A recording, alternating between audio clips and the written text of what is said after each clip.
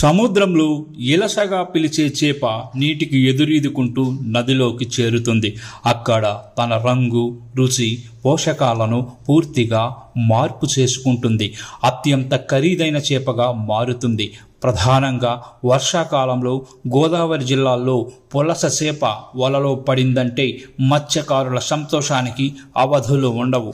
ఎంతో ప్రాధాన్యత సంతరించుకున్న పులస చేప ప్రస్థానం, పోషకాల మార్పులపై central institute of fisheries technology ప్రత్యేక అధ్యయనం చేసింది. కానీ ఇలస నదిలోకి వలస వచ్చాక పులసగా మారి సముద్రంలోకి తిరిగి వెళుతుందా లేక నదిలోనే ఉండిపోతుందా అనే సందేహాలు శాస్త్రవేత్తలను వెంటాడుతున్నాయి.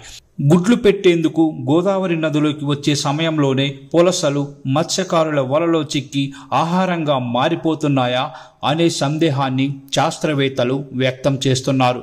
పులసల్ని వచ్చినట్టుగా పట్టేస్తుంటే పులసల పునరుత్పత్తి దెబ్బతిని ఆ చేప జాతి అంతరించిపోయే ప్రమాదం ఉందంటున్నారు. అదేవిధంగా గోదావరిలో పుట్టిన పులస పిల్లలు సముద్రంలోకి వెళుతున్నాయా లేదా అనే విషయాన్ని కూడా తెలుసుకోవాల్సిన అవసరం ఉంటుందని చెబుతున్నారు. ఇందుకు లోతైన పరిశోధనలు చేయాల్సిన అవసరం ఉందని స్పష్టం చేస్తున్నారు.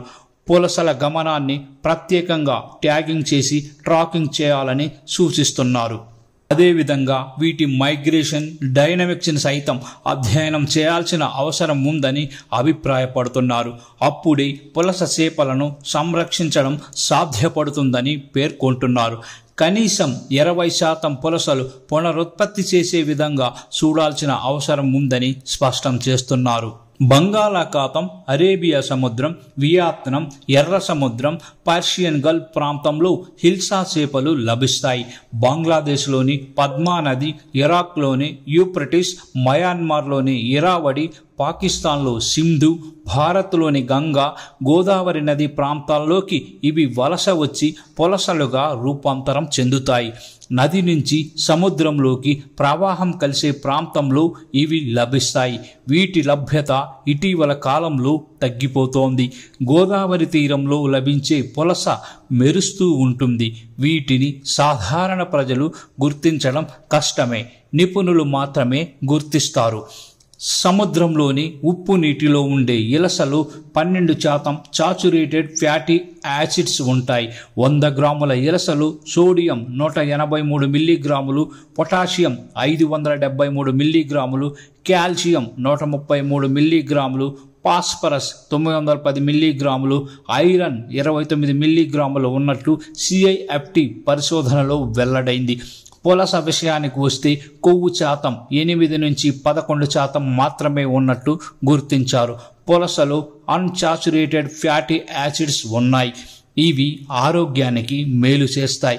EFA, DHA, omega-3 ఆమ్లాలు అధికంగా ఉన్నాయి. 100 గ్రాముల పులసలో సోడియం 83 మిల్లీగ్రాములు, పొటాషియం 1187 మిల్లీగ్రాములు, కాల్షియం 166 మిల్లీగ్రాములు, ఫాస్ఫరస్ 1151 మిల్లీగ్రాములు, ఐరన్ అధికంగా 32.5 మిల్లీగ్రాములు ఉన్నట్టు గుర్తించారు. రివర్ మౌత్ వద్ద లభించే ఇలస చేపల్లో కొవ్వు శాతం అత్యధికంగా 17% ఉన్నట్టు నిర్ధారించారు.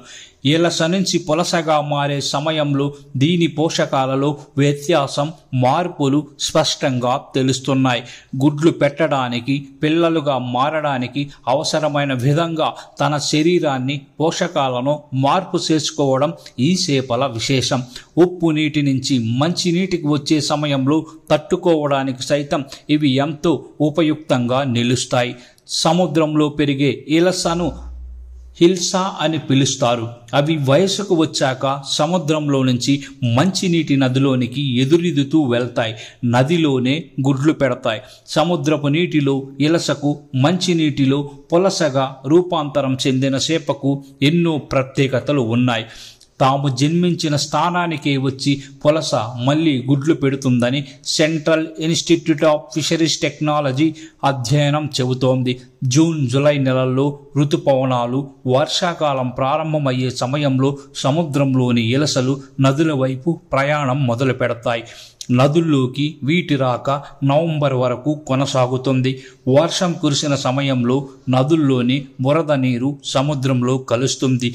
దీనిని గుర్తించి ఉప్పు నీటి నుంచి మంచి నీటి దిశగా ఇలస తన ప్రయాణం ప్రారంభిస్తుంది. వర్షం తగినంత లేకపోతే వీటి వలస ఆగిపోతోంది. పులస జాతిని సంరక్షించుకోవాల్సిన అవసరం ఎంతో ఉంది. ప్రధానంగా నదులు కలుషితం కాకుండా చూడాలి. అప్పుడే ఆరోగ్యకరమైన చేపలు లభిస్తాయి. ముఖ్యంగా ఇలస నుంచి పులసగా మారే మార్గంలో వాటి ప్రయాణానికి అవరోధాలు లేకుండా చూడటం ఎంతో అవసరం. వీటిని పట్టుకోవడంలో ఒక నియమం అనేది లేదు. నదిలోకి వచ్చిన వాటిని వచ్చినట్టుగా పట్టేస్తూ ఉంటే పునరుత్పత్తి దెబ్బతింటుంది. అదేవిధంగా పుట్టిన పిల్లలు సముద్రంలోకి వెళ్తున్నాయా లేదా అనే విషయం కూడా గమనించాల్సిన అవసరం ఉంది. గుడ్లు పెట్టిన పులస నదిలోనే ఉండిపోతుందా లేక సముద్రంలోకి తిరిగి వెళుతోందా అనే విషయాలను అధ్యయనం చేయాల్సి ఉందని ప్రిన్సిపల్ సైంటిస్ట్ ICAR-CIFET విశాఖపట్నంకు చెందిన డాక్టర్ బి మధుసూదన్ రావు అంటున్నారు. కాబట్టి మనం పులస జాతిని సంరక్షించుకోవాల్సిన అవసరం ఎంతైనా ఉంది. ఈ దిశగా అడుగులు పడాలని కోరుకుందాం.